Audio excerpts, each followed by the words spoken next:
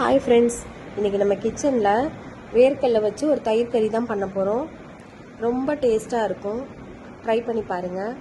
அதுக்கு 1 table spoon அளவுக்கு முழு மல்லி எடுத்திருக்கேன், 2 பீஸ் தேங்காய், 2 பச்சை மிளகாய், 3 பல் பூண்டை இந்த மாதிரி கட் பண்ணி வச்சுருக்கேன், 2 டேபிள் ஸ்பூன் அளவுக்கு வறுத்த வேர்க்கடலை, கொஞ்சமாக சீரகம்.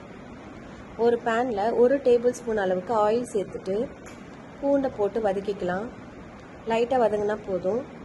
சீரகம், மல்லி, பச்சை மிளகாய், தேங்காயும் சேர்த்து வதக்கிக்கலாம். லைட்டாக வதங்கினதுக்கப்புறம் வேர்க்கடலையும் சேர்த்து வதக்கி ஆற வச்சுக்கலாம். ஒரு மிக்சர் ஜாரில் வறுத்த பொருட்கள் எல்லாத்தையும் சேர்த்து தண்ணி சேர்க்காம கொரப்பாக அரைச்சிக்கலாம். இப்போது தாளிக்க ஆரம்பிச்சிடலாம்.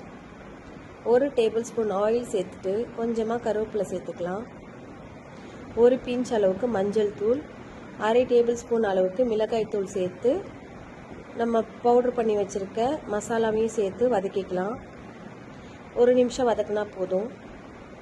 2 பேர் சாப்பிட்ற அளவுக்கு தயிரில் உப்பு கலந்து எடுத்து வச்சுருக்கேன். நம்ம தாளித்து வச்சுருக்க கலவையை இதில் சேர்த்து மிக்ஸ் பண்ணிக்கலாம். உப்புலாம் செக் பண்ணிக்கலாம். இப்போது நம்மளோட பீனட் தயிர் கறி ரெடி ஆயிடுச்சு. சாப்பிட்டு என்ஜாய் பண்ணலாம். இந்த வீடியோ உங்களுக்கு பிடிச்சிருந்தா லைக் பண்ணுங்க, ஷேர் பண்ணுங்க, மறக்காம சப்ஸ்கிரைப் பண்ணுங்க.